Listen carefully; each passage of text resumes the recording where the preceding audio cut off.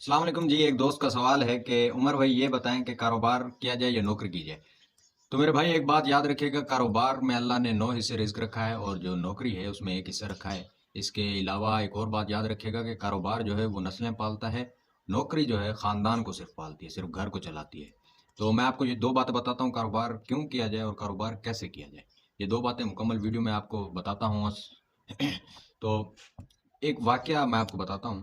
हमारे दोस्त थे, वो नौकरी करते थे। वो बताते हैं कि वो खुद बताते हैं कि मैं एक जगह नौकरी करता था, तो मेरा एक दोस्त था, बहुत करीबी दोस्त था और हमसे सीनियर था। उसकी तनख्वाह थी 1,80,000 रुपये।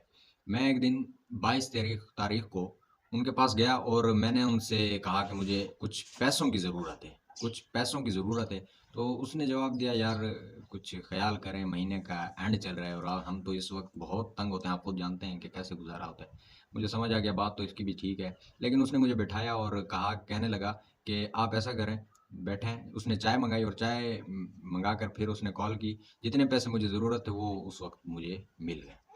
तो मैं चाय शाय पी के पैसे लेकर वापस आ रहा, तो मैं सोच रहा था, यार ये देखें इस बंदे की कितनी तनख्वाह है और कैसे ये परेशान हाल है। तो मैंने उस दिन फैसला कर लिया कि आज के बाद मैं नौकरी नहीं करूँगा, कारोबार करूँगा। तो कहते हैं कि उस दिन जब मैंने ये फैसला कर लिया, 22 तारीख को, तो मैंने नहीं छोड़ा। मुझे यकम को तनख्वाह मिली और मैंने प्लान किया और वहाँ से नौकरी छोड़ दी। और मैं गया दुकान वालों के पास, मैंने उनसे पूछा क्या चीज़ आपको ज़रूरत है, ऐसे मतलब अपना कारोबार शुरू किया। और आज अल्हम्दुलिल्लाह मेरा एक अच्छा खासा बिजनेस है। तो दूसरा सवाल आपका कि कैसे किया जाए, आपने सवाल तो नहीं किया लेकिन मैं आपको बता रहा हूँ आपका, क्योंकि मसला ये कि कारोबार को कैसे किया जाए। एक बात मेरे जहन में रखिएगा कि एक ख़ानदानी किस्म के एक ताजिर थे, कारोबारी थे, ख़ानदानी किस्म के।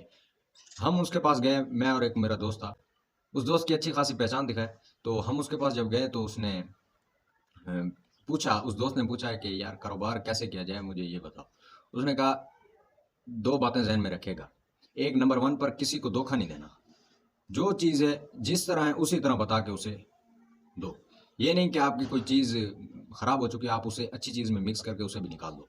ये नहीं करना, धोखा नहीं देना किसी को भी।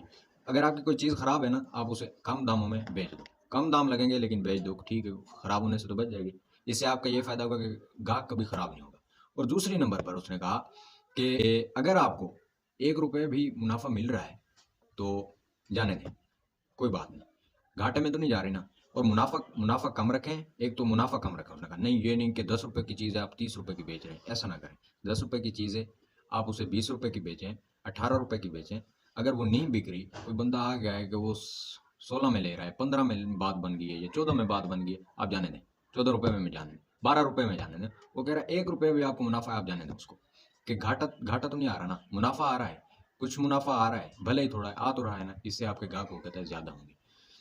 उसने कहा यही दो पॉइंट हैं, कारोबार आपका इंशाल्लाह वीआईपी चलेगा। तो आपके दोनों मसले हल हो गए हैं। अगर कोई और मसला हो तो हमें इनबॉक्स कीजिए, मैसेज कीजिए। जज़ाकल्लाह। अगर इस तरह की मज़ीद वीडियोज़ देखना चाहते हैं तो लाइक कीजिए, सब्सक्राइब कीजिए। बहुत शुक्रिया। अस्सलाम वालेकुम।